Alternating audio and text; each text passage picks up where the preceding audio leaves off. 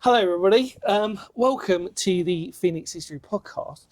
As always, as I keep repeating myself, I've got a very special guest. I'm joined by Neil Nixon. Hello, mate. Hello, how are you, Dan? I'm all right, mate. Yeah, we've had a wonderful little off-camera conversation. Yeah. It's always a good thing because it's nice to sort of just get to know each other just away from that without the pressure of all of a sudden going live, I suppose. Yeah. But more things in common off the top of our heads than we thought. Yes, absolutely. Yeah, very. We're quite passionate about certain things as well, which is really interesting. Hopefully, we'll discuss a few of those as we talk along as well. So, Neil, would you like to introduce yourself, really? Because if I do, I think it'll do you a disservice because you're a man of many things. Well, I am, yeah.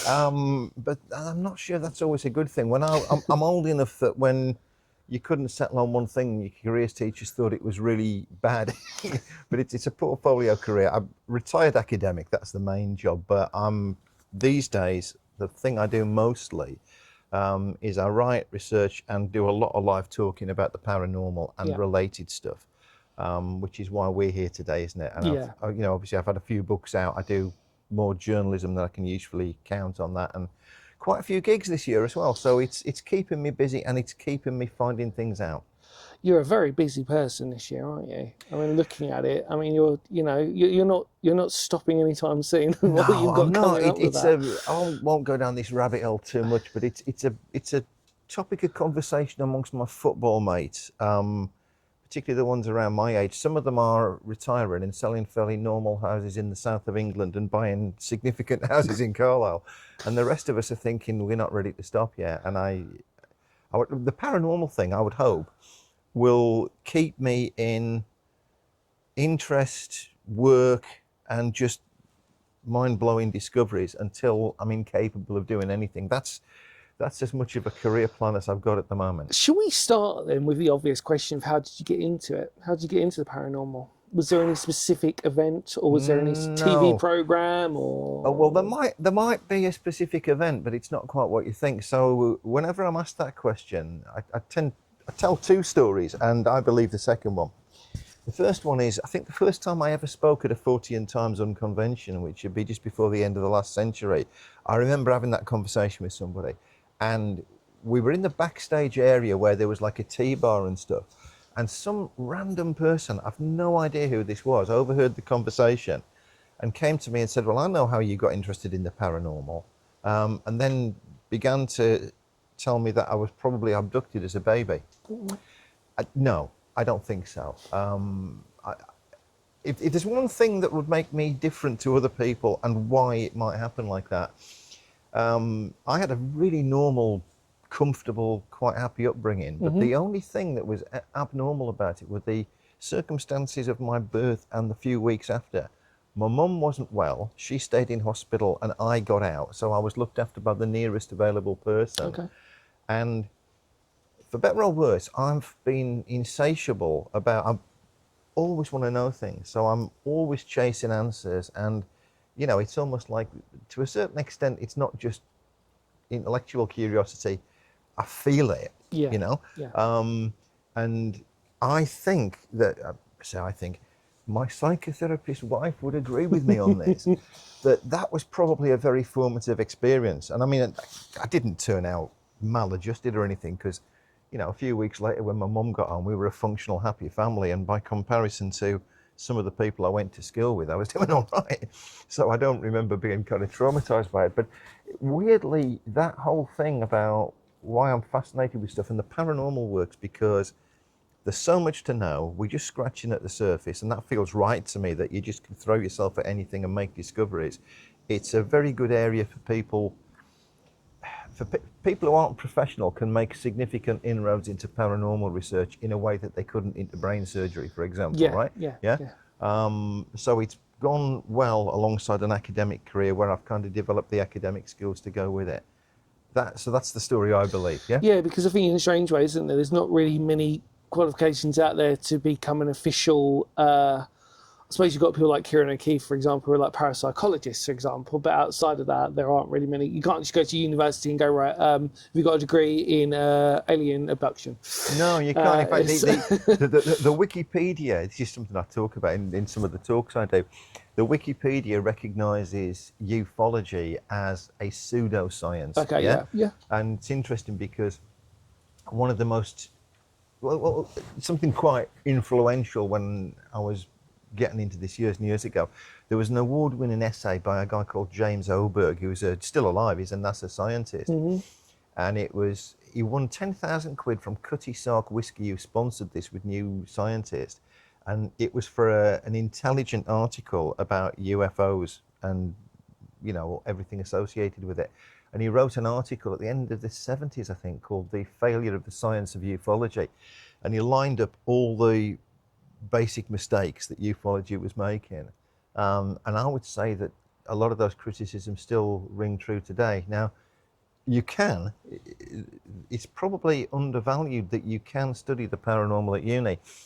A lot of the conferences I do, certainly since I've packed up the academic job and I'm doing more paranormal conferences, it's not so unusual these days to see somebody at those conferences presenting PhD or master's degree research. Yeah, yeah. And you don't go, it's not like, you know, even the lowest ranking universities don't have a BA honours ufology. But it's not out of order that you could go and study it. I mean, a lot of people do, for example, they'll go and study psychology and they will do research work around something. So I've read loads and loads of the social science about ufology, which is really interesting. In fact, I'll mention this, but I'll look in the camera at this point. The book I'm discussing will break the bank, and it's only about 140 pages long. But one of the best books I read on UFOs recently was something I reviewed for the 40th Times, and it's by a woman called Diana Espiritu Santo, and she's an anthropologist, and she studied in Chile. She studied people who believed in UFOs. There's a buzzard over there. You can't see it. There's a buzzard, right?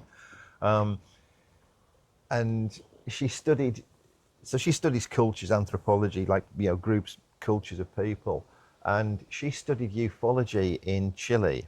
And it's an interesting book because I described it in the review like a kind of score draw in a football match. Ufology and anthropology beat each other to a standstill, right? Yeah. There's points at which, as a significant anthropologist with doctorate, she's looking at ufology and saying what these people are doing and what they're reporting cannot be explained by anthropology. Right. And there's other points she's looking at ufology and saying it doesn't matter what they're saying, I can understand it. But it's that bit that you can't explain that's still driving me. I think, isn't that the reason why? I mean, for me specifically, I mean, obviously, I think most people probably watching understand where I stand on the paranormal probably, but UFOs, which is why I'm interested, especially obviously because you cover such an interesting. I mean, the two books. Let's just talk about them just for a second. Obviously, I'm looking at them now just to make sure I get the titles. But I'm always very nervous. Which obviously UFOs, aliens, and the Battle for Truth, which you talk about. And I know there's specific areas in there probably about the Cold War. Well, Nixon, is that right as well? I don't want to get it wrong necessarily. It's UFOs. Aliens and the Battle for the Truth is it's a beginner's guide, it's a primer. Yeah. So it's about everything we know, including some things that we probably think we know which are wrong. Yeah. And then the Battle for the Truth bit is about how you make any sense out of this and what you can. It's arguing in a very matter-of-fact way that we need critical thinking in the middle of it, and we're still trying to learn a lot. Yeah. I mean, the good thing is, by the way, I mean, the beautiful thing about your books, especially, obviously we live in a modern world, so I have to mention this, is they're not large books. They're quite bite-sized books in the size of them, which is fantastic for a modern generation. I put that in inverted commas because obviously we need those quick, you know what I mean, we need those stories that we just need to sort of pick up the book, let's have a read, we can put it down, come back to it again. Do you know what I mean by that? They're not like the encyclopedia of UFOs. No, they were that one and the book on why mystery matters, which is I can bang on about that, but I'm no, you can't. This is the point. We'll put a caveat in. I was really excited. I took some conference bookings this year, and then I got in touch with the publishers of Why Mystery Matters and said, right, well, give me 3 dozen just for myself because I can sell these at the conferences. And he calmly told me he'd gone bust. Oh, which I don't. So in other words, it's unavailable. And I'd love to get it republished because it did quite well. Sorry to interrupt, but it's what your conferences are now based around now, aren't they? Well, you were saying about the bite-sized book. Yes. So when I packed up being an academic, I wanted to get back into live talks, basically, into bookable talks and stuff. And so I started loading those up, and I went on a couple of sites, including SpeakerNet, where you can just put these up. And the idea of the books was to do to sell books that would work well off the back of talks, basically. So, you know, that would have enough substance that they follow up subjects I talk about, but wouldn't be absolute doorstops. Pretty crudely, if you're carrying a case of books around and you put a few on the table when you're doing a live talk, people are more likely to buy it if they're getting change from a tenner than if it's costing them 20 quid. And that was the general idea. It's a difficult time to make good money on paranormal books, albeit there's one just went to #1 on the Sunday Times bestsellers list. But there's every reason to keep on writing them. Yeah, I appreciate that. I think that's the thing, isn't it? Is that people love mystery and then like sort of go for it. But actually, just to rewind, what I was going to sort of mention on top of that with the books was that I think, in terms of ufology, I am so, on a personal note, and I will put that out there, people, I am so either all in that it's aliens 1 minute, then I'll change my mind and go it's a total government cover-up. Then I'll change my mind and go maybe it's a combination of the both. And then I start reading Ancient Aliens, and then I start going, and it's almost like I always put it into 4 categories for me. It's like Ancient Aliens, government, UFOs in the sort of standard way of it, or spiritual connotations, so such as sort of like orbs or like almost like ghostly type of visitation types of things.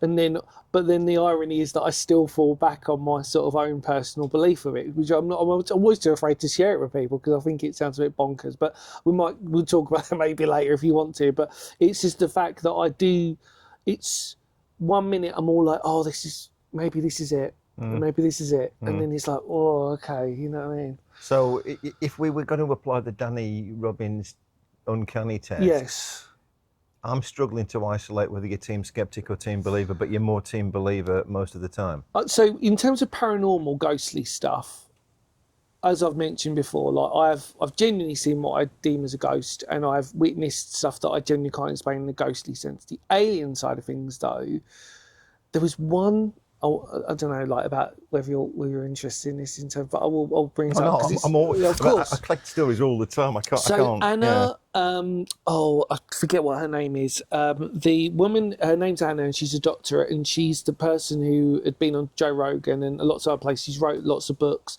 on government cover-ups in UFOs.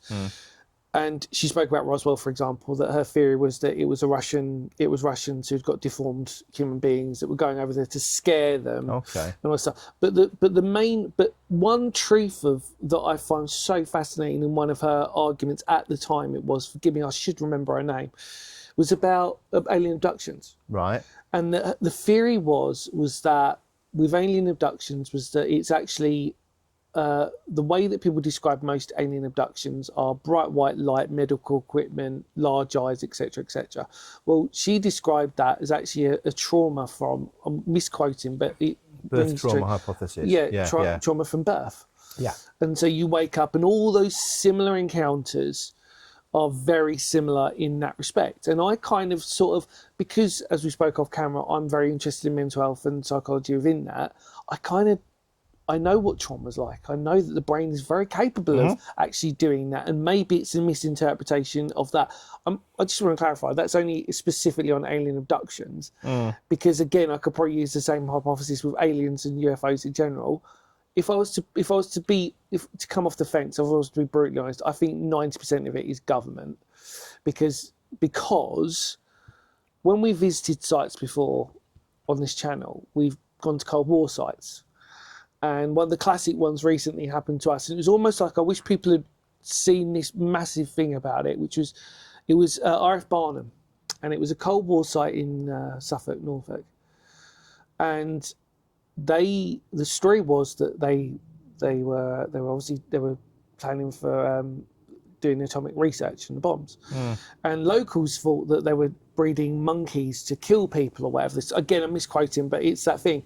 But instead of the government saying, no, we're actually doing this, they actually went along with it. And they're like, no, we're doing this. Oh, no, that happens a lot. And that's what I think with UFOs a lot of the time is that the same thing Full House did. So again, another thing, I'm just going off topic here, but it's on the same principle that Fort Houston is used for atomic research, and they're involved in a lot of stuff. And unfortunately, I can't mention a lot of it because it was given to me in confidence. But it wasn't UFOs. They thought that it was like they labelled Fort Houston as like the Area 51 of Roswell or whatever, and it's not.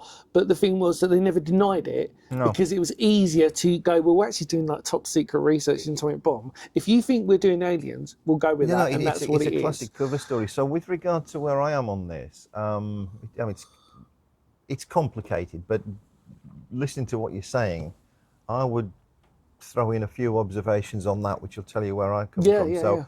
So first of all, the first proper conference I did after I decided to get seriously into this, I opened my case, which was full of books, and had my laptop and stuff, and my wife had put a card in the top of it, right? Just basically saying, you know, hope you have a good weekend, all the rest of it. But the card was a photograph of a mouse looking at the moon, right? Okay. And obviously the mouse can see the moon and it can't make any sense of it. Yes. And to a large extent, UFOs and paranormal in general, I think the mouse looking at the moon is a bit like humanity looking at the big picture of the paranormal. Yeah. So we're not even smart enough to ask, we don't even know what the right questions would be. With regard to some of the things you've said there, so abductions and the most surreal experiences anyway, normally when I'm talking about the paranormal, I can't get out of the room without somebody wanting to come up and tell me the most bizarre thing that ever happened to them.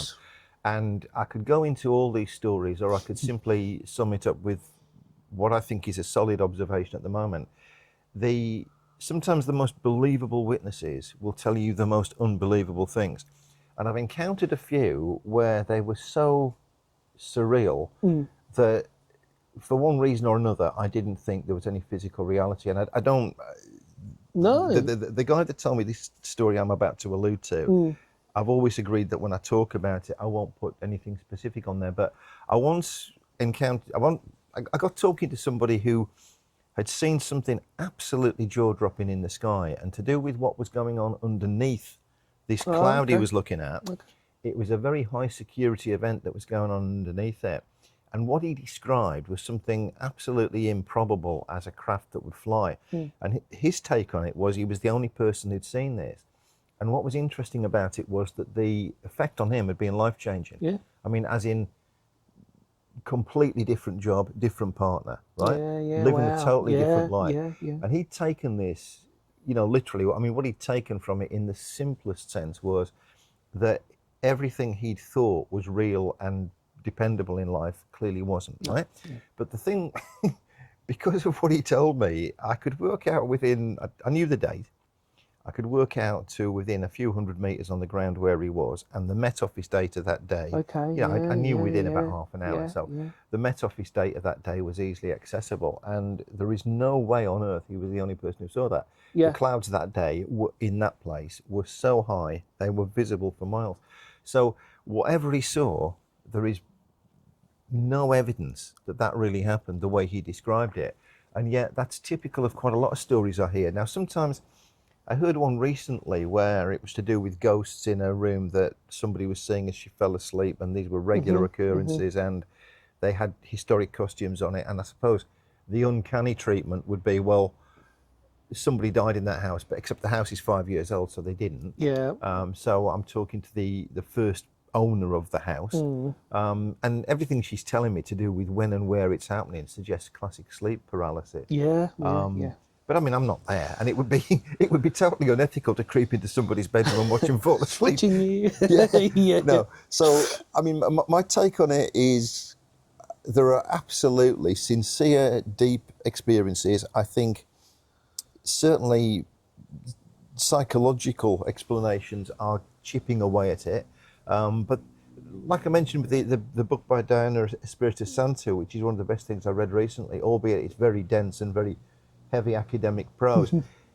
If an academic is saying, I'm really skilled, I know what I'm looking at, I can explain the way that societies and groups of people behave within society, and yet when I look at these people involved in UFO research, I can't explain everything that they're seeing. No. That's significant to me. Yeah, because I'm sorry to cut you off, but I do appreciate, because that's the thing, is that I'm very open-minded about it. And like I said, as I've admitted to, like many occasions, I have seen a ghost in my vision. Does that mean I believe in it? Not necessarily, but what it does do is it's a lighter version of what that person described. It does change your perspective on things. And I think that I love it when people tell me their ghost stories and their all this sort of stuff, because I'm open-minded to it. I'll never sort of say, oh, that's rubbish, and I'll just sort of debunk it straight there.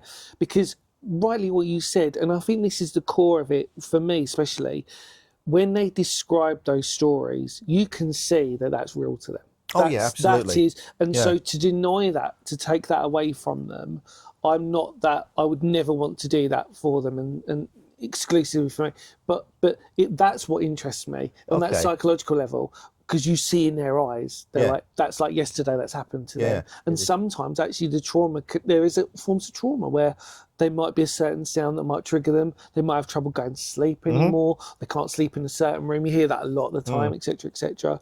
And it's just, and I think on that level is where I find it interesting, because you can't take that away from them. And again, I'm going to go off on a tangent for a second, is that, for example, when you hear paranormal unexplained cases in World War II, for example, soldiers, if you took that story in isolation, you'd think that's incredible and that's really interesting. But when you take into consideration it was during World War II, stress, trauma, they were probably on drugs. I mean, we know, for example, like this is a thing that is coming to the forefront now, which I'm surprised wasn't to begin with, but during World War I and World War II, opiates, I mean, a lot of them were just, there's a drug if we just take a diversion here, there is a cracking book called Blitzed, which is about drug use among the top-end Nazis.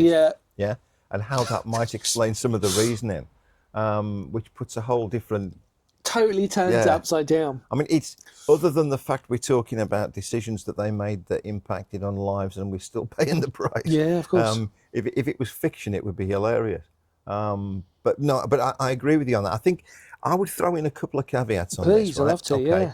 In terms of the intense experiences, people have intense experiences, and sometimes the things that trigger it are easily explained, and they didn't begin to understand how easily they might be explained.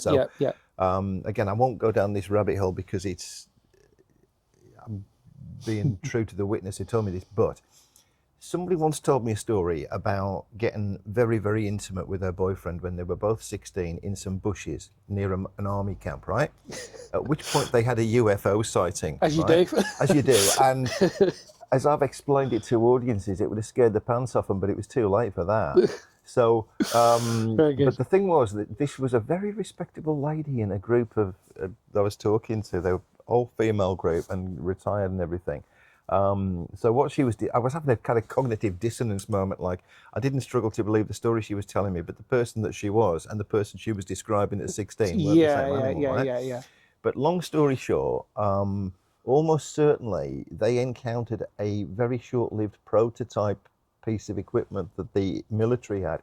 Now, she'd interpreted this as some kind of bizarre, controlled craft and stuff. It wasn't. It was a basic piece of battlefield kit that was briefly in use in the military, and then it was ditched on the basis that it was useless, because apart from anything else, it didn't go where you wanted it to go. It went and disturbed people who were, getting intimate in the bushes, basically. So she'd lived with that for a long time. And I mean, that story, the point of me telling you that story without going down the rabbit hole of who she is that for her, that had been a very intense and quite troubling experience, because it had opened her thinking up to the fact that the world isn't the way we think it is. But actually, I just remember the story about these, there are quite a few there and gone UFO reports where you'll see a sudden rush of them and then they'll disappear, right?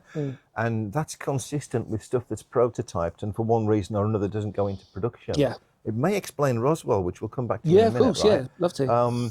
But there are those, and in fact, Dave Clarke, who is a significant figure in British ufology, may have just turned up something about the Calvin photograph which links it to blueprints that have now been declassified. Oh, I could talk to you about Calvin for ages. I'm fascinated yeah. by that. It's well, so interesting. it's worth having a look at Dave Clarke's blog, because this is only in the last few weeks, but he's turned up some declassified documents about the so-called Aurora project that was in action. Yeah. And you know, we don't appreciate, sometimes with UFOs, there are, you know, all these sightings come and then they disappear, and there are patterns to them. And because things don't go into production, so however cutting edge the ufology literature of the 1990s claimed the Aurora project to be, there might be any number of reasons why something doesn't go into production. So, for example, in the early 60s, we know this now because it's all declassified, but it was a go-to argument in the UFO literature of the early 60s that UFOs were flying high in the atmosphere. They were higher and faster than our planes could go. And some of the best evidence, in inverted commas, was fighter pilots sighting them, and fighter pilots understanding what the top end what the top end planes, production fighter planes, could do, and looking at these craft and thinking they're beyond an aircraft. But they weren't. But no. One of them was the SR-71 Blackbird, Yeah. which was an incredible idea for its time, because part of the thinking of the Blackbird is that the fuselage isn't on the ground, it's useless because it will dribble fuel. Yeah, right? exactly. Yeah, that's it. Yeah, and when it gets up to speed, it seals itself. Yeah, and I mean, that was so weird. But the best American fighter pilots, other than those that were actually in on the secret of the Blackbird, wouldn't have conceived of that. And that Roswell. So I disagree with you on that. I think it's explained, and this is weirdly the last week I've been mugging up. In fact, I should have shown you. There's a pile of Roswell books on a table in the dining room because I've been mugging up on all the literature again. Now, the reason I'm doing it is because I'm doing this talk at the Glastonbury Symposium in a few weeks' time, and it's about all the ways that we might discover we're not the only creatures and it's not the only inhabited planet. And central to that is, if you look at the fact that all these different scenarios might be the first time we discover, then the reason that all these different scenarios are still in the running is, I would argue, that the argument that Roswell is a covered up crash of a UFO is rubbish, right? Basically, crudely. And I won't do this on camera because it's a bit crass. It's funny. It's funnier in front of a live audience, but I've been challenged about this occasionally, and I've taken to responding with a Roswell rant. I'll say to somebody, right, put the watch on me, decide a time, 1 minute, 2 minutes, right? Okay. And normally it'd be a minute. And I say, right, I'm not going to shut up for the next minute, but I'm going to unload all the reasons why Roswell is not a crashed alien spacecraft. And if I get it wrong, tell me, right? The gist of it, in a rational, calm way, as we're sitting in my garden, would be things that your viewers can check into very easily. First of all, the book that destroys it is a book written by a man called Carl Flock, right? It's a German spelling of flock, so it starts with a P and then it's flock like a flock of geese, right?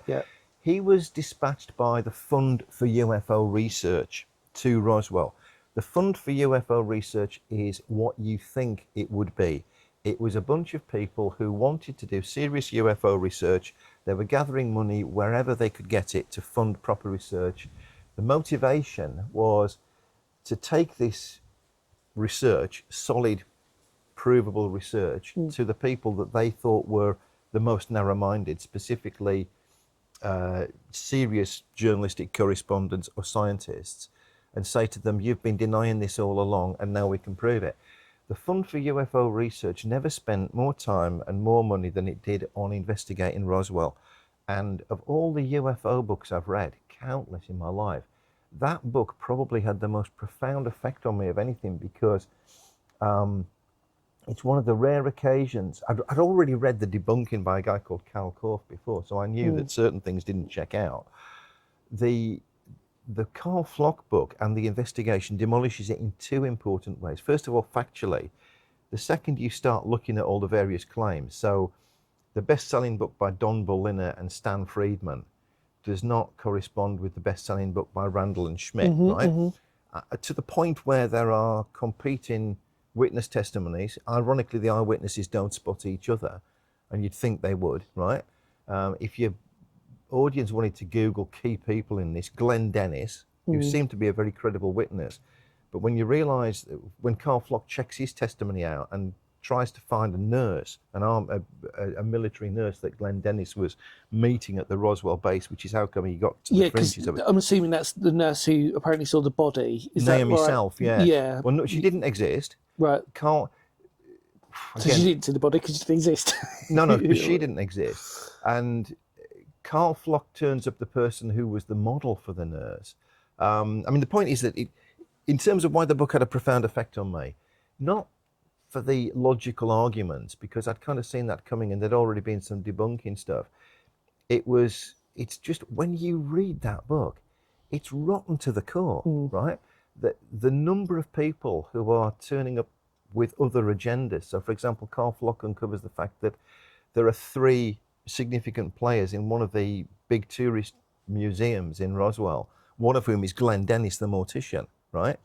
Who presumably never expected that somebody would take the time to chase the military nurses. It was widely believed that the records of these military nurses had been hidden away as part of a cover-up, right? Well, no, actually, the guy who claimed that was Don Schmidt, who was one of the co-authors of 2 books on Roswell. And yeah, and all these, he's just labyrinthine and things just keep collapsing in front of you. Don Schmidt eventually fell out with his fellow author because Don Schmidt had been misrepresenting himself. He was apparently going for a PhD and I think he was a professional medical illustrator. He was actually a postman, right? And not only that, but there are key things which, again, your viewers can check. One of the witnesses that Don Schmidt turned up was Jay West, who was a significant witness, albeit he didn't have much to say. But way after the Roswell event, he apparently had been working on the base, and he was a journalist, and he'd been to the base, and he'd turned up a map which confirmed the 2 landing sites, the debris field on the Mac Brazel's ranch, or the Foster ranch that Mac Brazel was managing, and the plains of San Augustine landing site, right?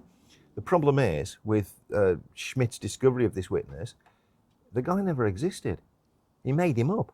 And that's what the Carl Flock book discovered. And not only that, but then Schmidt was the guy that said, we can't, the records of the nurses have been scrubbed. No, Carl Flock finds them, and he even identifies the individual nurse who is in all probability the model for Naomi Self. And in the course of doing this, Glenn Dennis changes his testimony about twice on from that.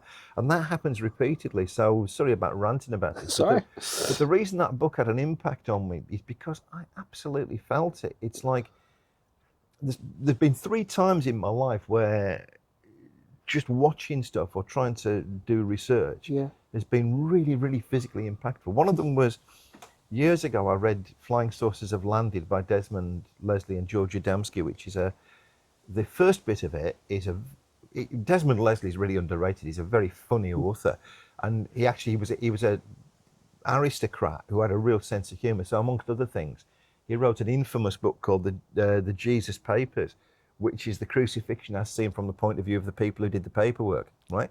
Like that. So it's the documents and their little asides to each other, you know, yeah. So they're less bothered about who they're crucifying than what it's costing, you know. Slightly Monty Python-esque. Yeah, very. Yeah. We can go down a rabbit hole here, but I had certain times you look at things and you think, I know what happened here. I.e., I would not be surprised, because that was 1975, the Jesus Papers. I wouldn't be surprised if that came into the reckoning when the Python crew were thinking about Life of Brian, because it's the same thing. But can you just get back to Roswell? And the 3 impactful books. The Flying Saucers Have Landed was a really impactful book because Desmond Leslie's historical trawl of things that goes back to, you know, Sanskrit and whatever. There are flaws in it, but it's a compelling argument that we've never in recorded history had a time when we were not seeing things in the sky that we couldn't explain and that they've had an impact on our culture. The next significant impactful moment I had with this was reading that Carl Flock book, because it just is absolutely rotten to the core, and he's the one who, more than anybody, comes up with crudely, the timelines don't match. You know, so I could go into it, but you just lose people when you're explaining that. The bottom line is, almost certainly, it was the fourth flight of Project Mogul, launched on the 4th of June 1947, that fell on the Foster Ranch. The circumstantial evidence is very good that it did that. Just to clarify, Mogul was the air balloon. Well, they were weather balloons technically. That's right, isn't it? Well, to Way a degree, more than but that. they No. had lots of other equipment that was attached to them. They did. And So they were there's trying to keep it layman for people, just in case. Keeping it layman for people. Yes, it was a top secret experiment. There were two parallel experiments going on where the Americans were thinking to spy on the Russians about their nuclear tests. One train of thought was that you could lash masses of weather balloons together, take advantage of the jet stream, put detection equipment underneath this array of balloons, and you would pick up radioactive traces or sounds in the upper atmosphere. And that was Project Mogul. And almost certainly launch 4 is Roswell, right? Which, back to your cover-up thing, everything that goes in and around that, it's at this point, tragically, you're using the UFO people almost like useful idiots. Yeah, really. of course. Yeah, absolutely. And that's by no means the first or last time that that's ever happened. The third time I ever had an impact of something was actually quite recently.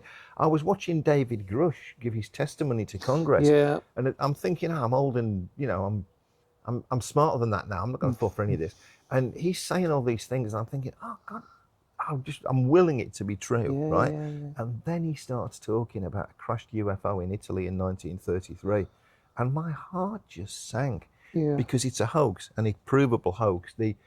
If your viewers wanted to check this out, the Skeptoid podcast, which has all the transcripts online, even if you can't download the podcasts anymore, Mussolini's Aliens, check it out, because it chapter and verse on why that's a rubbish story. But yeah, and you're absolutely right. There are military cover-ups, and I mean, number one, you can prove some of these. So there's a documentary and a book called Mirage Men, and there's a book called Project Beta. Because there's a documentary that followed Mirage Men as well, which I think they actually interviewed. And Richard Doty, who was one of the disinformation agents.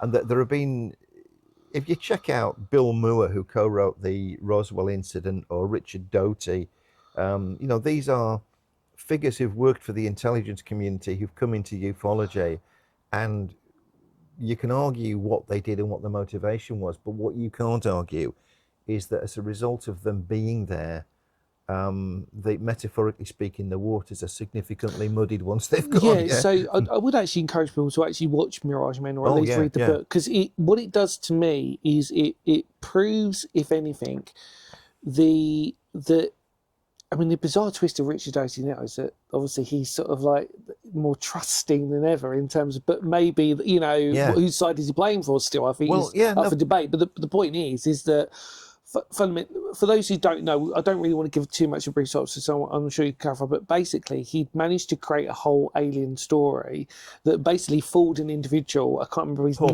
Paul Billowitz. Thank you so much. I was trying to, enough that actually he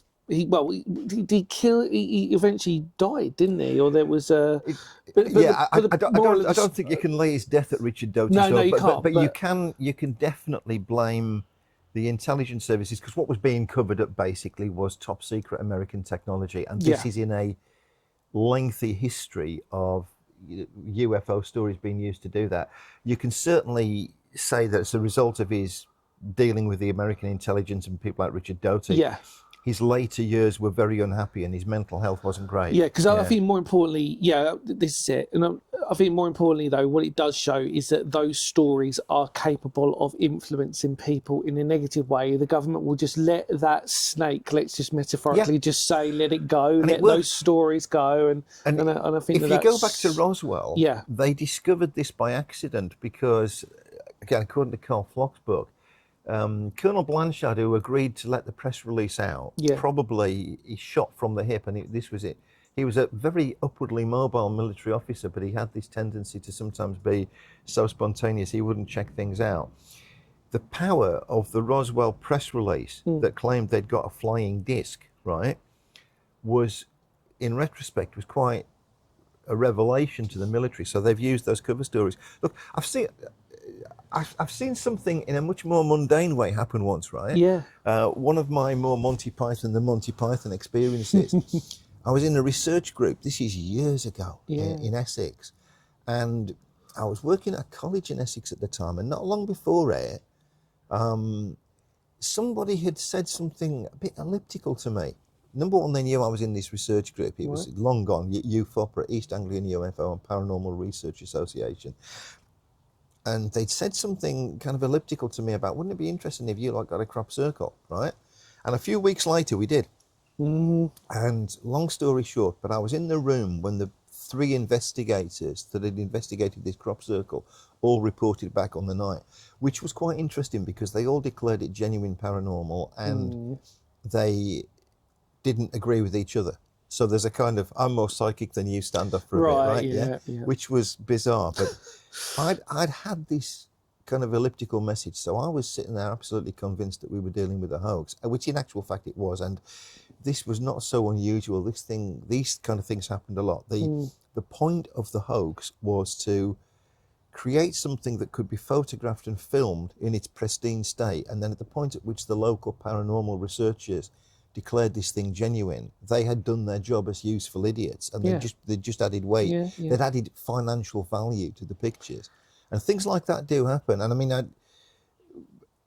I'm currently working on 1 or 2 cases, random cases, for the Spontaneous Cases Committee of the Society for Psychical Research, and this is still going on. We had one, again, I don't want to go down the rabbit hole of who, where, when, but 2 people sent us photographs, video, and eyewitness reports of truly weird goings on at a place that's infamous for paranormal events in this country, right? And really excited. The video, oh, that's great. It's they're getting really excited. They've got the spirit meters telling them they're dealing with it. Great stuff. I mean, absolute YouTube gold, this stuff, right? The problem is, me and the other guy that were working on this, the second we looked at the metadata, so the eyewitness report says this happens over a relatively short period over one night. The metadata says the photographs and the video were taken on separate dates, and one of them is 8 miles away from where they claim it to be. But it probably made for a better photograph. Interesting. And you get that all the time. Now, I don't know, because we just dealt with this, looked at it, and the 2 things don't marry, so there's no point in doing a more significant investigation. But presumably, the motivation on that was to get this society to be useful idiots, declare it genuine, at which point they can stick it out on YouTube and say, well, this is the real deal because this esteemed body told us it was, There's one question I wanted to ask you because it sort of ties in with what I've sort of mentioned before, and I'm really curious to get your take on it, really. But, I mean, aside from we're talking UFOs for a second, so aside from the obvious fact of that we know that, for example, comic books during the sort of 50s and all this sort of stuff came out, and the films of the original War of the Worlds, and they came from the Black Lagoon, whatever, those types of things, Creature from the Black Lagoon, where you sort of put those aside.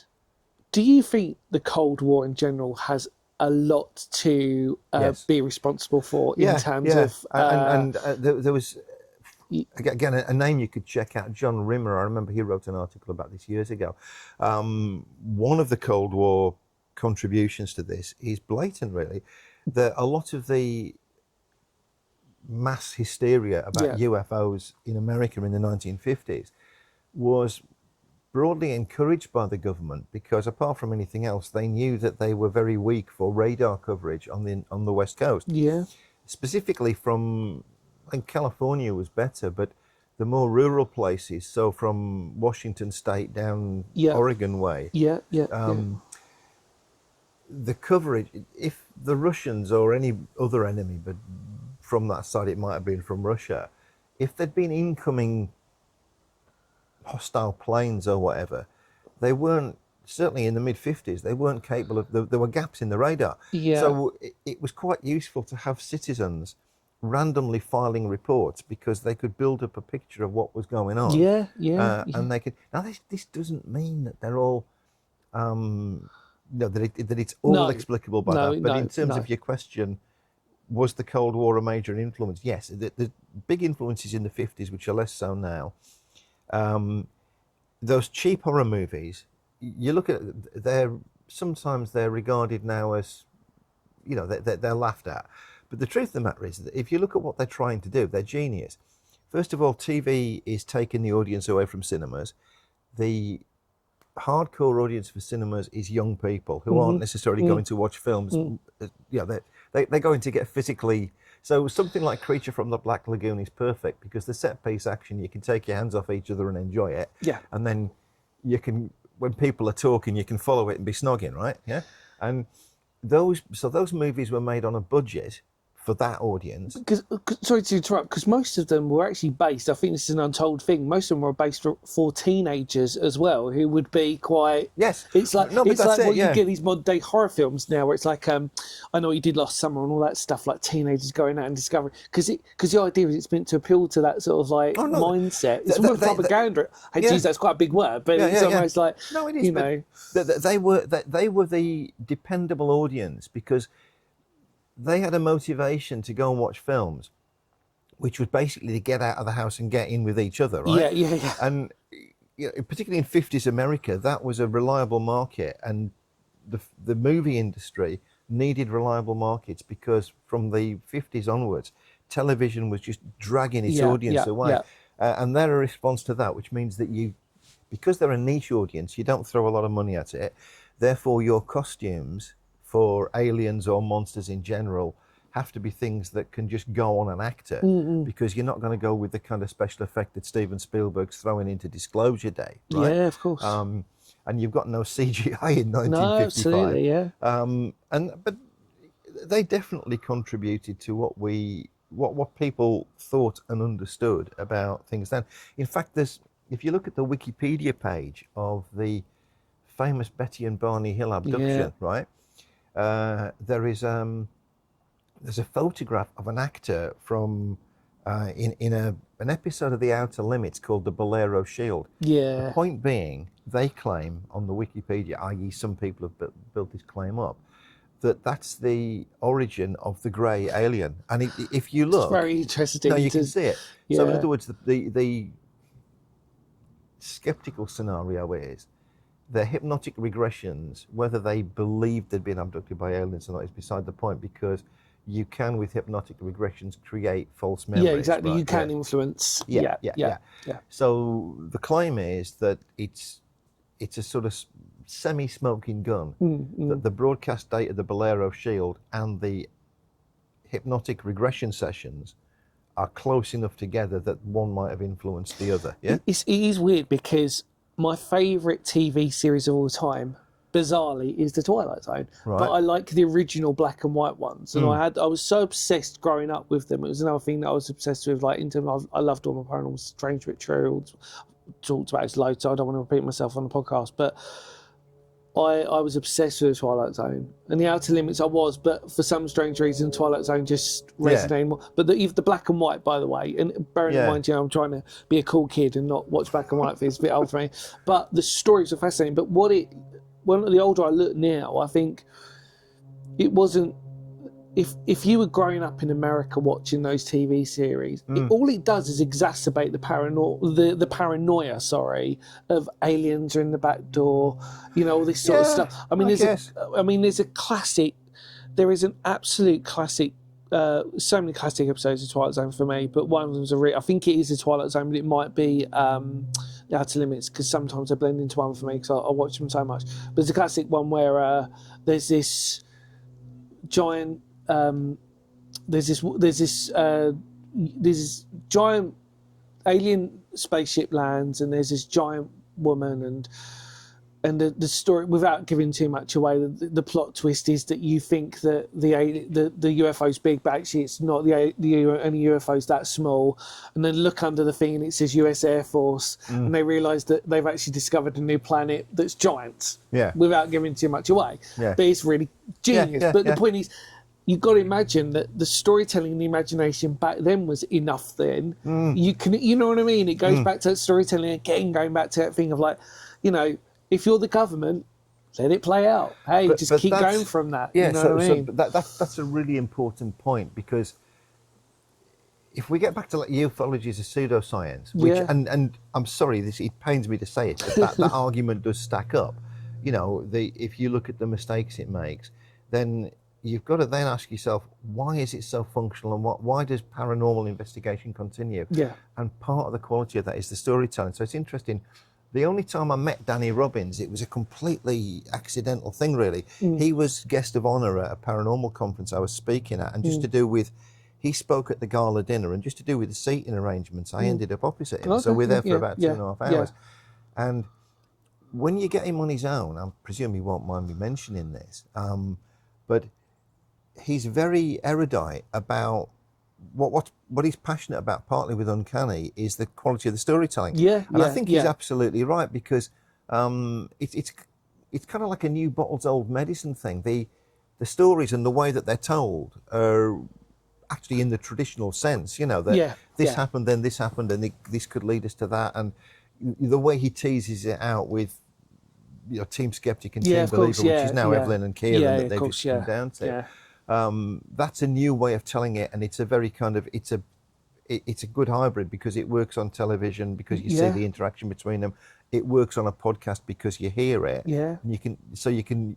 It's as good in the car as it is in the gym. Yeah. Basically, it's a very modern way of I telling the think story. me and him are very similar in that, our outlook within that. It's a story because actually it's that sort of thing.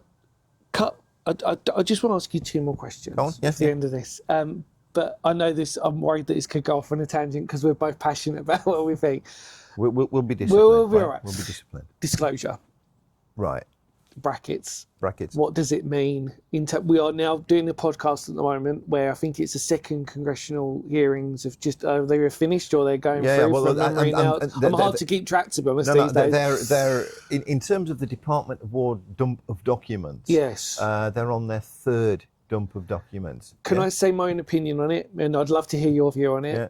I'm worried that it's all just a waste of time because I'm not sort of, out of all of it, I feel like I'm not hearing anything that's making me sort of go. No, I don't mean waste time, might be strong, but you know what I mean? I'm not sort of getting anything that's sort of going. Look, I would throw in a couple of observations on that, and I will throw in one fact that your viewers might find hard to believe, but you can check this out. The fact is this: if you get to the last 2, Democrat, Republican, campaigning to be American president, and you at that point say you will release UFO secrets, on a very small sample, your chances of being elected president are 100% certainty. Yeah, right? Because it's happened 3 times: Jimmy yeah. Carter, Bill Clinton, and Trump. Trump's the outlier for 2 reasons. He's the only Republican, and he's the only one who didn't say that on his first campaign, but did it on his 3rd. And in terms of these documents, so they've had well over 1 billion hits apparently on the Department of War site. I think they're being very well managed, but I think they're being managed for the clickbait, basically. Yeah.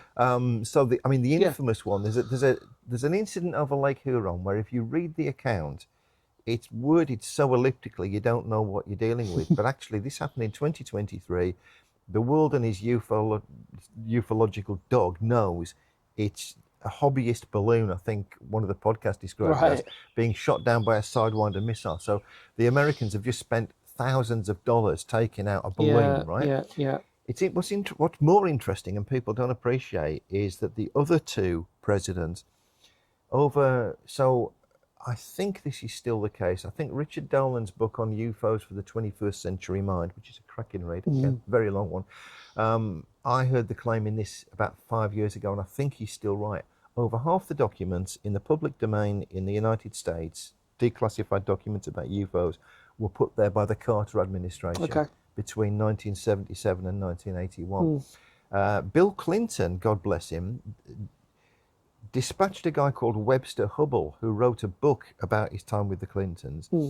And Bill Clinton was quite interested in conspiracies, and Webster Hubbell was his go-to guy to unearth UFO secrets and the truth about the Kennedy assassination. So during the Clinton administration, not all of it down to Clinton, there were a number of other things that happened, which included the General Accounting Office's report on Roswell, which pretty much says that's the beginning of Project Mogul, Flight 4.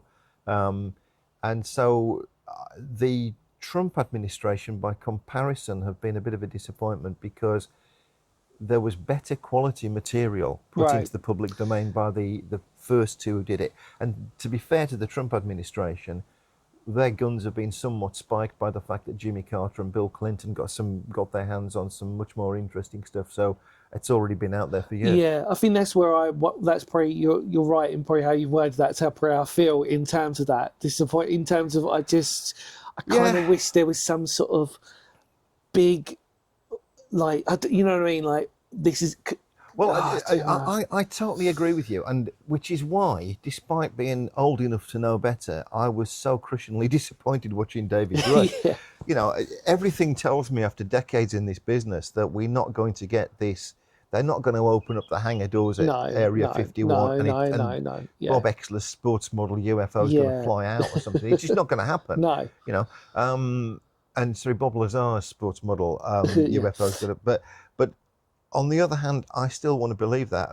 The other side of it, Dan, is that there are other things that are really exciting. We do not begin to understand our own consciousness. Absolutely. There's loads of stuff going on with that. Totally agree. Which for me, instinctively, the research into consciousness and the things that we're unearthing now to do with what we can find out because we can map the brain in ways that we couldn't before. Yeah. So neurotheology is a thing. You map people's brains undergoing a religious experience. Yeah. If anybody's still watching at this point, I read something recently in a book about the brain that made me laugh out loud. I didn't even know this was a thing. That because we're getting much better at watching brains in action, there's now a little subdivision niche thing where people are having intimate physical encounters and they're being monitored, right? So as in literally, what does your brain look like on foreplay? They're having a problem. This is true. They're having a problem with monitoring people during full-blown orgasms because they can't stay still enough. Yeah, but other than that, this is all chipping away at consciousness and who we are, and that's helping us to understand. So because I just to sort of just precursor to sort of like wrap this up sort of slowly. I mean, I I've mentioned this on more than one occasion with my own personal belief is that I'm exactly on your wavelength on that, actually, because the key word is wavelength. Frequencies are in the brain, all these types of things that we don't understand. I'm probably the most controversial thing that I've ever thought I still believe in is stone tape theory. I think because I do believe in energy, but I'm not sure when I say stone tape theory, I still don't understand in my own brain what that looks like. I just believe that places do have an energy through trauma and all these types of places, only because I always use the classic case in point of, I've done it so many times before, where I'll take an individual who's like never been to an abandoned building and I won't tell them what it was, and they'll either have a good experience or they won't. And then when I tell them what the building was for, former asylum or what this, then all of a sudden it makes sense. Now, how they can feel about that or not, by the way, I've never done this on a scientific level in terms of blindfolded, but I've never, you know what I mean? Like you take a layperson, they won't, one building blends into another. But trying to create it in terms of like energy, I do believe that there is frequencies and wavelengths that we don't understand. Like we said before, we know, for example, that our brains have got a huge spectrum of wavelength for music in terms of that, it can cause a certain like physical effects, like it can blur our vision, for example. I'm not telling to preach so lame, but those types of things are where you said, well, I'm very interested in that because that is generally still unexplained at the moment. And if we can't explain our own brains, for example, and what we're capable of, how are we meant to understand anything else? Because how can we rationalise anything until we even because most of it could be from our brain. It could, and also so my equivalent of the stone tape theory, that in other words, the bunch of arguments I find compelling but also attractive. So my take on it would be this: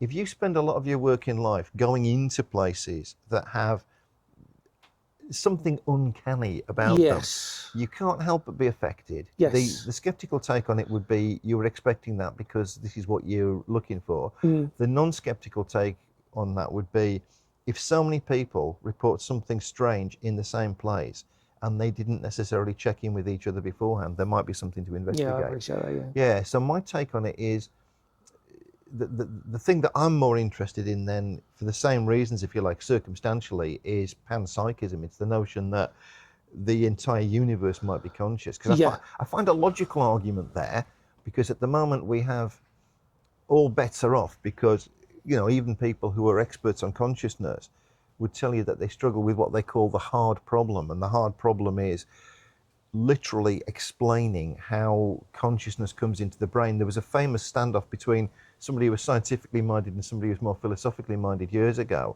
where they had the scientific side of the argument was saying, we're going to explain this in a few years' time, and the philosopher said, well, good luck with that. The philosopher won, and he was actually presented with a case of wine from the other guy. It was a pretty good-natured thing, but all the simple answers we think we're going to get from science, i.e. we're going to stack up an argument that explains consciousness, are failing us at the moment. And so I'm attracted to it. I mean, okay, I feel that there might be something in panpsychism, but more to the point, I'm critically minded enough to know I just find the idea very attractive. So why would I not go looking? And it makes sense to me because in the simplest possible terms, it's providing me with a plausible way in which two things can be true, that I'm hearing first-hand sincere stories from people who have clearly been affected by very surreal paranormal experiences, and yet physically speaking, for various reasons like that, what I told you about ages ago, where I got the Met Office data, so what he said he saw would have been visible to loads of people. So those two things don't exist in the same place, but if something's happening to his consciousness, and that's come from outside, and there's a meaning to that which has changed his life, and his life was supposed to change because he's not completely in control of his own consciousness, then that's where I'm at. And it'll keep us in, well, apart from anything else, it'll keep you and me right in work until we don't want to be in any work, right? Absolutely. Or until we're incapable, which is a good thing. And it's good because it can keep our mind active a bit as well, won't it? It's like, you know, and I really appreciate that. Final question. Now, I'm going to throw you off on this one, hopefully, because I'll be really interested if you could sum this up, because it's part of your book. Why does mystery matter? Oh, it matters because when we're overawed by things and we're engaged with them, it's good for us physically and mentally. I mean, it increases the uptake of serotonin. So it matters for that reason. It provably matters because when we're truly engaged in something we're passionate about, which is what we're talking about, right? I mean, for us, this is it, right? This is it, Other people play snooker. Like-minded people, we're just sort of like, let's just go. But you know, other people play snooker, and the mystery of how do I get better at this game when it's really frustrating is the thing. But the other reason it matters, look, I will try and get that book republished. It's always a difficult thing when a publisher's gone bust because people see it as damaged goods. But the other reason it matters is because whilst nobody's declared war on mystery, if people want limited amounts of your attention on social media or they want to control the narrative or whatever, there is a kind of clandestine war against the mystic and mysterious experiences.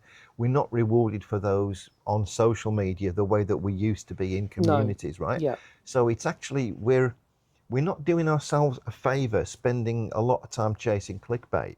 It's only going to give you dopamine and not serotonin. So that's why mystery matters, that the more you engage with it. We're living proof in as much as we're having a lively discussion and enjoying it, right? Yes? So that's... And we haven't answered a lot of the questions that we'd most like to answer. Absolutely. But it hasn't put us off caring, right? Absolutely. So there's an empathy and an interest and positivity in that, which is all good for our mental and physical health. At least that's how I'd see it. No, anyway, I agree. And I think you have to come at it. I always truly believe this with anything. And when we were talking off term, especially with my job and stuff like this, with anything in life, you have to have to engage with another individual on maybe more complex or personal topics of people, you have to have a level playing field before you start, because otherwise it's just one person ranting, you know what I mean? Or like doing, and if you come at a level together where you're both of an understand, it's easy for me because we've both got a passion in this and we love it, so we can't really go wrong on this.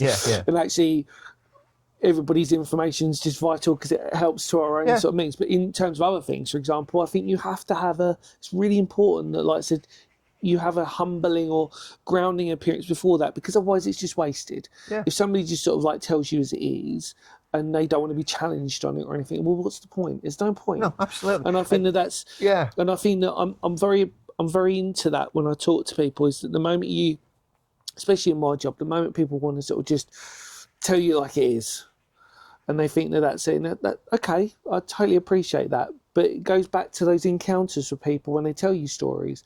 I might sometimes shrug my shoulder at the idea of that's almost impossible to believe. But when you look at when they describe that to you, I'm not going to take that away from them. No. And if anything, it will add to my own knowledge in terms of just sort of saying, okay, well, maybe it is. And like you said, didn't go into your route, and you're like, well, you might want to investigate even more to actually just give that validation or however it works, really. Absolutely. You know? No, it's good to get...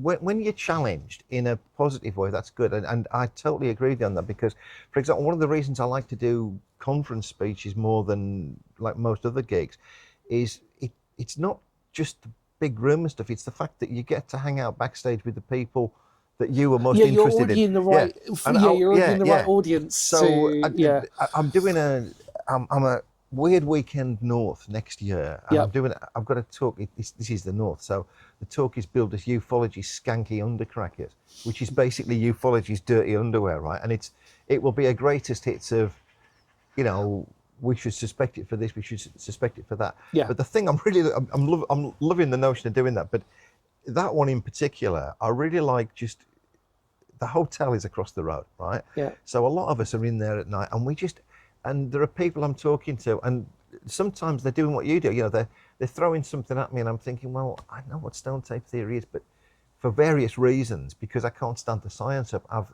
given it a wide berth. Yeah. And yet you're absolutely right.